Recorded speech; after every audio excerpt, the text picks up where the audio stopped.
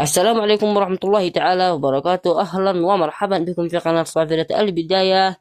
إليكم في هذا الفيديو الجديد الذي سوف نتحدث عن موعد المباراة والتوقيت والقنوات الناقلة للمباراة القادمة التي ستجمع بين منتخب تشيك من أمام منتخب جنوب أفريقيا في كأس العالم في الجولة الثانية. ولكن قبل أن نبدأ في كافة التفاصيل نرجو منك الإعجاب بالفيديو والاشتراك بالقناة وتفعيل الجرس لنتواصل بكل ما هو جديد. اكتب لنا رأيك وتوقعاتك لنتيجة المباراة بالأسفل في التعليقات، ولا تنسوا الصلاة والسلام على نبينا محمد صلى الله عليه وسلم. ستقام المباراة على ملعب استاد مرسيدس بنز، وستكون المباراة منقولة على قناة بين ماكس 1 بين ماكس 2، وسيكون المعلق لهذا اللقاء علي محمد علي باسم الزير. وستقام مباراة بتاريخ الخميس الموافق 2026 شهر 6 يوم 18 في تمام الساعة 7 مساء بتوقيت مكة المكرمة.